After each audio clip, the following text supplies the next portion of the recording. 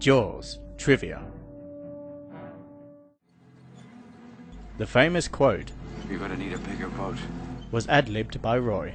This is how Scheider got interested in working with Spielberg for the film, a shark jumping onto a boat. That's Scheider's own scar.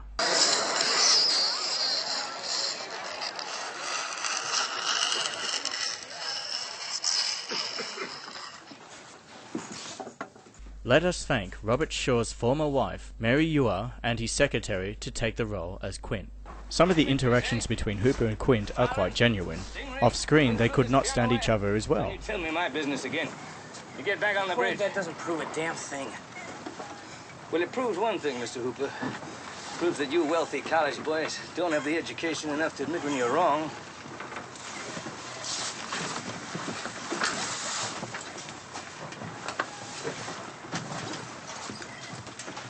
A savage moment happened between Shaw and Dreyfuss. Shaw said to Dreyfuss that he could not do 20 full push-ups.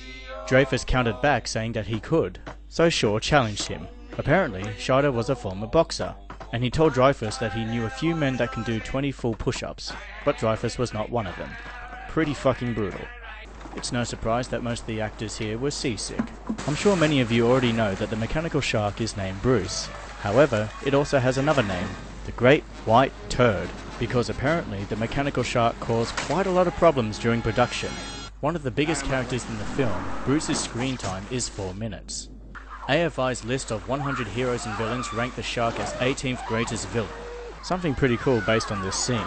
Jeffrey Voorhees, who plays his son who gets eaten, decided to run a restaurant, and of all the things that he put on the menu, he put in the Alex Kinter sandwich. Alex Kinter is the name of the character that he plays. And funnily enough, the actress who played his mother, Lee Fierro, came in and noticed the Alex Kinter sandwich on the menu.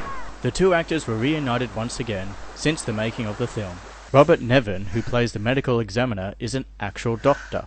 Legendary voice actress June Foray provided the voice of the two boys during some scenes. Hey! To get these crabs moving, the property master poured some hot coffee on them. Talk about a crab's worst nightmare with some added flavour. Yeah. Come on, that has to be intentional. If Brody did not read this book, he'd most likely be Chum. You might already know this, but this is a real slap. But what you didn't know is that this scene required so many takes, so Roy was slapped quite a few times. One point, his glasses were smacked off.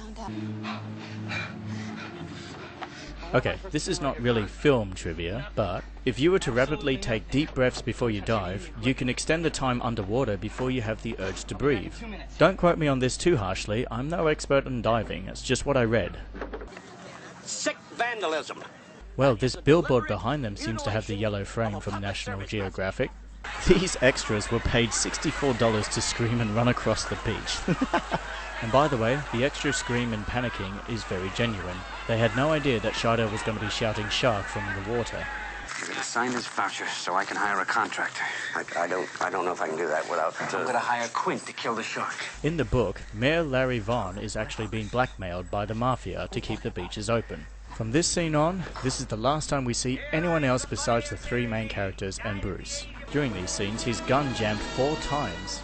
You okay? Bloody Spielberg and his special effects shooting stars. This spear is Narragansett. This firearm is a M1 Garand rifle, whilst Brody's revolver is a Smith & Wesson Model 15. This bad boy here is a Greener Light harpoon gun. There's the author for the novel of the film, Peter Benchley. Spielberg read the novel and was rooting for the shark because the human characters were so unlikable. Here's another director's dog. This one's named Elmer, and the two dogs are Cocker Spaniels. We had James Cameron's voice on the telephone from The Terminator. Now we have Steven Spielberg's voice on the marine radio. Amity Point Light Station to Orca. This is Amity Point Light Station to Orca. Come in, Orca. Orca, come in. I have Mrs. Martin Brody here. Put her on. 25% of the film was shot from water level. The famous trombone shot you see here was invented by Erman Roberts, who worked for Vertigo back in 1958. Also, this shot is shot in reverse. Spielberg prayed that the cameras did not catch any sight of land, as he wanted the audience to feel the characters' isolation out at sea. The third last of the film was shot using handheld cameras. Whilst most of the scene contains the mechanical shark, some of the footage has a real great white shark. Here's some of the scenes that provide the real shark. On the way how it moves and reacts. But because the mechanical shark is bigger than the average great white shark, a miniature cage was used in the film, along with a miniature dummy. Another non-film trivia is that the bite strength of a great white shark is estimated at 1.8 tons. And if you thought that was strong, the cage that's seen in the film was badly damaged by the real shark. Goes to show that you just do not fuck with Bruce. Footage of the live shark was shot at Neptune Islands at South Australia. This might surprise you, but that is a real shark, killed from Florida. When Spielberg first heard the score, he couldn't take it seriously.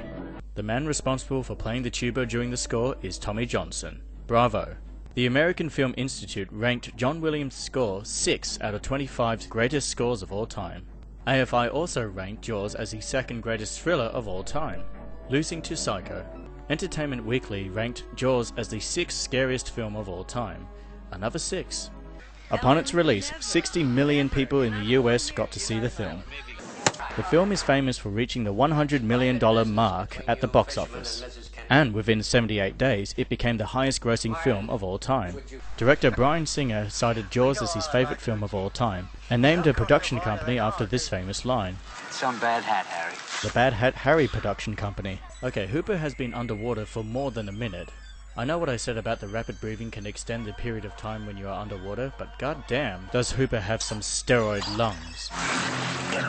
If I tell you this bit of trivia, you won't take this scene seriously anymore. But during the infamous reveal of the shark, the sound effect that was used for the scene is a fizzy pop bottle being opened onto the concrete after being shaken up. Some people will go to extreme lengths to get those Foley sound effects. The shot of the sinking orca took 75 takes to get right. Fuck that for a packet of fish sticks. You son of a... As awesome and satisfying to see the shark's death, it's very unrealistic. Mythbusters went out of its way to prove that the shark's entire body wouldn't just fucking blow up, but only its head. This particular sound effect is also heard at the end of Duel. If Jaws had won Best Picture instead of One Flew Over the Cuckoo's Nest, there would have been a huge party. Robert Shaw hosted the Academy Awards when Jaws was nominated for Best Picture. He is also the first person to host the Oscars and die in a movie that it was nominated for. The uncut version of the film is rated R.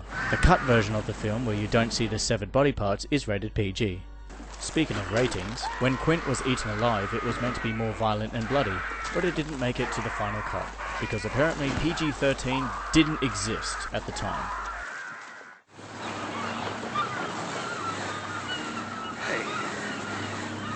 That's all the time I have for trivia. Thank you so much for watching. And remember, Amity Island had everything. Clear skies, gentle surf, warm water. People flocked there every summer. It was the perfect feeding ground. I used to hate the water. I can't imagine why.